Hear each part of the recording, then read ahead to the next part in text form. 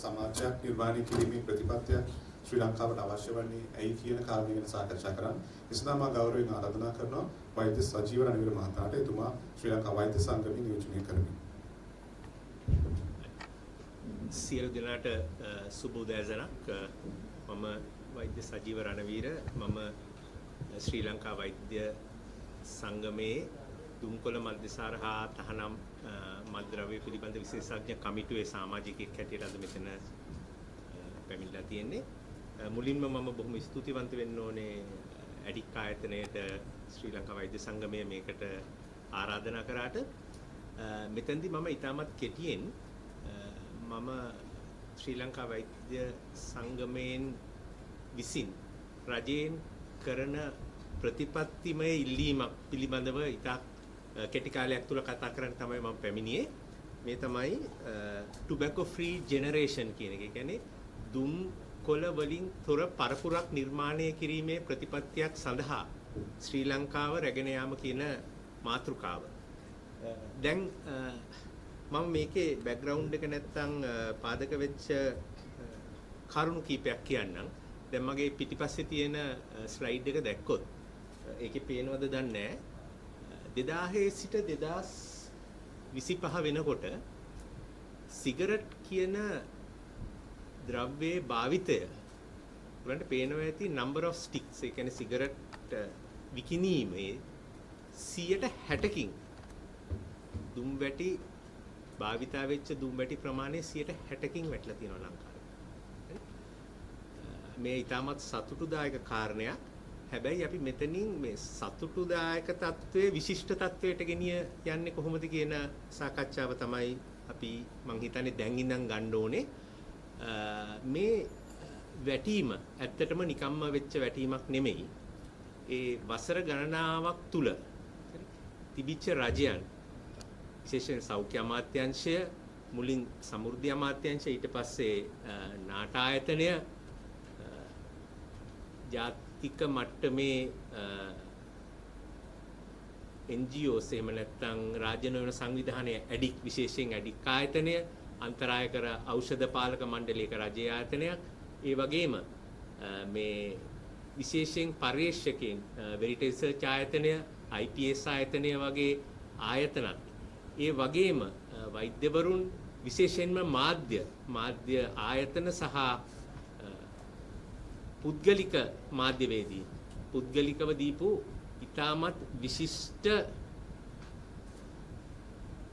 මේ උදව් ඇතුව තමයි මේක උනේ. දැන් මේක අපි ඉස්සරහට ගෙනිය යුත්තේ කොහොමද කියන එක තමයි අපි මේ මම සාකච්ඡා කරන්න යන්නේ ඉතා කෙටියෙන්. හරි? එතකොට මම මේ නම්බර දෙකක් දානවා. මේ නම්බර දෙක පේනවද දන්නේ නැහැ. මේ නම්බර දෙක දීලා තියෙන්නේ යටින් තියෙන රෙෆරන්ස් එක UNDP එක, කියන්නේ එක්සත් ජාතීන්ගේ සංවර්ධන වැඩසටහන කරපු සමීක්ෂණයක වාර්තාවක්. මේ වාර්තාවේ කියනවා පළවෙනි නම්බරේ තමයි මේක තමයි ලංකාවේ වසරකට දුම්කොළ නිසා සිදුවන ආර්ථික පාඩුව. රුපියල් බිලියන 215යි. හරි, ඒක ගණනය කරන්න විවිධ ක්‍රම තියෙනවා. ඒගොල්ලන්ගේ ක්‍රමෙන් ගණනය කරාම එන ගාණ ඕකයි. ඒ වගේම නාට ආයතනයේ සභාපතිතුමා කිව්වා වගේ 15000කට වැඩි ප්‍රමාණයක් මේකෙන් වසරකට මිය යනවා. ඒගොල්ලන්ගේ විශ්ලේෂණ ඒගොල්ලෝ 20000ක ඇස්තමේන්තුවක් ඉදිරිපත් කරනවා. එතකොට ලංකාවේ වසරකට 20000ක් දුම්කොළ නිසා මිය යනවායි කියලා. හැබැයි මේ මිය යන ප්‍රමාණය, ඒ නිසා රෝගාතුර වෙන ප්‍රමාණය මෙතන නැහැ. හරි? ස්ට්‍රෝක්ස් හරි ආඝාත හැදිලා ඇඳන් වල ඉන්න ප්‍රමාණය මෙතන නැහැ. පිළිකා හැදිලා වේදනාවෙන් ඉන්න ප්‍රමාණය මෙතන නැහැ. ඒ නිසා කඩා වැටිච්ච පවුල් ප්‍රමාණය මෙතන නැහැ. මේ මරණ සංඛ්‍යාව විතරයි. හරි, හානිය ඊට වැඩිය ඉතා ප්‍රබලයි. අපි ඔක්කොම එක දන්නවා. ඒ ගැන මම වැඩියෙන් විස්තර කරන්න ඕනේ නැහැ. හැබැයි මෙන්න මේ 20000 කියන නම්බරේ හැංගිච්ච තව එකක් තියෙනවා. මොකද්ද? මේ 20000ක් මැරෙනවා නම් ඒ 20000 වෙනුවට තව 20000ක් එකතු කරේ නැත්තම් මොකද වෙන්නේ? මේ දුම්වැටි සමාගම් වලට පවතින්න බෑ මේ රටේ. මේ රටේ නෙවෙයි කොහෙවත් පවතින්න බෑ. හැබැයි දැන් මම ඉස්සල්ලා පෙන්නපු ස්ලයිඩ් එකේ හැටියට 20000ම එකතු කරගන්න බැරි වෙච්ච ප්‍රවණතාවයක් තියෙනවා ලංකාවේ. හරි? ඒ ගැන අපි ආඩම්බර වෙන්න ඕනේ. මොකද මේ ලෝකයම අල්ලගෙන ඉන්න මේ වගේ සමාගම්, ප්‍රබල සමාගම්, රටවල් වලට වඩා සල්ලි තියෙන සමාගම්. ඒ පරිසරය තුල ලංකාවේ මොනම ක්‍රමයකින් හෝ මේක පාලනය වෙලා තියෙන එක ගැන අපි සතුටු වෙන්න ඕනේ. හැබැයි මෙතනින් එහාට අපි මේ දැන 20000ක් හෝ 20000ට අඩු ප්‍රමාණයක් හැම වසරෙම අල්ලන්නේ. ඒ කියන්නේ අද දවසේ 25ක් 30ක් ළමයි අල්ලන්න ඕනේ මේ 20000 ගන්න. හරි දවසේ. දැන් මේ මම කතා කරන වෙලාව අපි කතා කරපු පැය කීපය තුල අලුතෙන් අල්ල ගන්න ඕනේ. නැත්තම් මේක කෙරෙන්නේ නැහැ. හරි. දැන් අපි ඒක නවත්තන්නේ කොහොමද කියන ප්‍රතිපත්තිමය රාමුවකට තමයි ශ්‍රී ලංකා වෛද්‍ය සංගමය රජයට යන්න කියලා ඉල්ලන්නේ.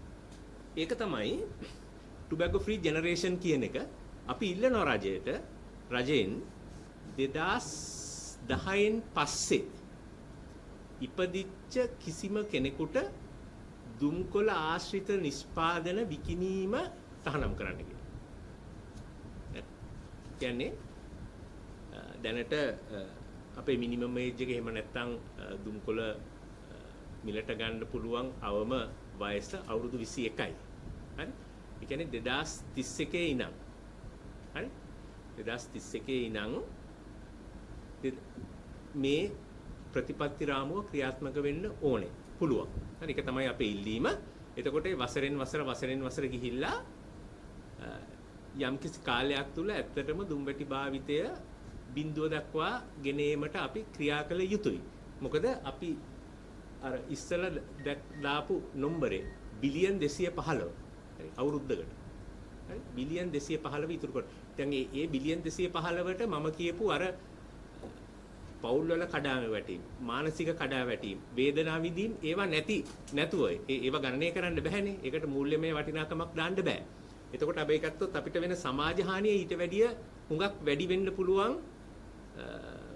යම්කිසි විදිහකින් ගණනය කරොත්.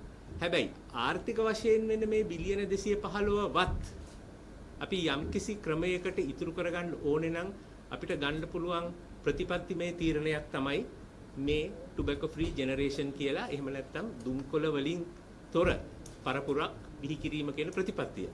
දැන් මේක අමාරුද නැද්ද කියන එක. දැන් ඇත්තටම අපි ගත්තොත් එහෙම අපි ඉස්සෙල්ලා කිව්වා වගේ මේ නම්බර ඔයගලන්ට පේන්නේ නැහැ. හැබැයි මෙතන තියෙනවා පොඩ්ඩක් එහෙම වෙලා තියෙන්නේ. හරි? daily cigarette smokers කියලා ඔයගලන්ට පේනවා ඇති මේ මැද හරිය එකක්. හරි? දැන් මේ ලෝක සෞඛ්‍ය සංවිධානයයි ලංකාවේ Department of Census and Statistics ඒ කියන්නේ ජනගහන හා සංඛ්‍යා ලේඛන දෙපාර්තමේන්තුව. හරි? CDC USA කියන්නේ ඇමරිකාවේ සෞඛ්‍ය ආයතනයේ තියෙන මොකක්ද ඒකට කියන්නේ?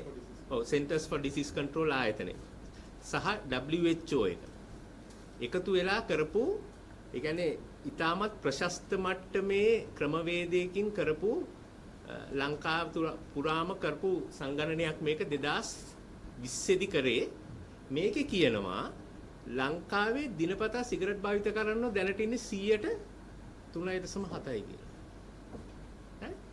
ඒ කියන්නේ 96ක් හැමදාම සිගරට් බොන්නේ නැහැ ලංකාවේ. 96ක්. හරි. එතකොට current tobacco users ඒ කියන්නේ සියලුම දුම්කොළ වර්ග භාවිතා කරන අය ගත්තත් 19.4 කියන්නේ 120ට අඩු. ඒ කියන්නේ 80ක් ලංකාවේ ජනතාව මේක භාවිතා කරන්නේ නැහැ. එතකොට ලංකාව ඇවිල්ලා තියෙන තත්ත්වය අනුව අපිට මේක බිඳුව දක්වා ගෙනියන්න ලෝකෙටම ආදර්ශයක් දෙන්න පුළුවන්. හරි? එතකොට දැනට හරි මෙන්න දැනට මේවා තමයි නම්බර්ස්. හරි? ඒකේ තියෙනවා දුම්කොළ භාවිතා කරන්නන් මිලියන් 3ක් ඉන්නවා. සිගරට් ඒ කියන්නේ ඒක දුම් වැටි බීඩි හෝ සිගරට් වශයෙන් භාවිතා කරන්න මිලියන් 3යි 1.5යි ස්මෝක්ලස් 2.2යි. එතකොට දැන් අපි මේ ගේන ප්‍රතිපත්තිය තුලින් මේ නම්බරේ වෙනසක් වෙන්නේ නැහැ. හරි? ඒ කියන්නේ මේ බදු අඩුවීම් මේවට බය වෙන්න දෙයක් නැහැ. මේක 2031 ඉඳන් අලුතින් එකතු වෙන ප්‍රමාණය තමයි අඩු කරන්න කියන්නේ. ඒකයි මේක ප්‍රායෝගිකව රජයකට ගන්න පුළුවන් පියවරක් හැටියට අපි හඳුන්වන්නේ. එතකොට මේ concept එක අපි මේ විකිණීම තහනම් කිරීම කියන එක අනිත් පැත්තෙන් බැලුවොත් හරි පැත්තෙන් බැලුවොත් මේක මිනිස්සුන්ට දුම්වැටි වල තියෙන හානියෙන් ආරක්ෂා කර ගැනීමට රජයේ තියෙන වගකීම ඉටු කිරීම. ඒ වගේම මිනිත් අයිතිවාසිකම්, ළමා අයිතිවාසිකම් ආදී දේවල් සමාජ සාධාරණත්වයේ කියන එක තහවුරු කිරීම. එහෙම නැතුව මේක තහනම් කිරීම නැවැත්වීම කිව්වහම හැමතිස්සෙම අපිට අනිත් පැත්තෙන් එන එක තමයි මොනවද මේ කරන්නේ කියලා. මේක මිනිස්සුන්ගේ පැත්තෙන් බලන්න ඕනේ. අර භාවිතා නොකරන හෝ 96% පැත්තෙන් බලන්න ඕනේ. හරි? ඒ වගේම භාවිතා කරන මිලියන් 3.2 ගේ පැත්තෙන් බලන්න ඕනේ. ඒගොල්ලන්ගේ අයිතීන් ආරක්ෂා වෙන්න ඕනේ. ඒගොල්ලන්ට මේ අබ්බැහිකාරී මං කියන්නේ විලෝපීය සමාගම් වලින් බේරෙන්න අපි අවස්ථාවක් හදලා දෙන්න ඕනේ. එතකොට අපි අවසාන වශයෙන් හරි මෙන්න මේ දැන් දුම්කොළ පාලනය පිළිබඳ ජාත්‍යන්තර සම්මුතිය තියෙනවා. හරි? ඒ වගේම අපි අත්සන් කරලා තියෙනවා Child Rights Convention. ළමා අයිතීන් පිළිබඳ ලෝක ප්‍රඥප්තිය. ඒ වගේම අපේ නාටා ඇක්ට් එක දුම්කොළ මධ්‍යසාර පිළිබඳ ජාතික පනත තියෙනවා. මේ තුනෙන්ම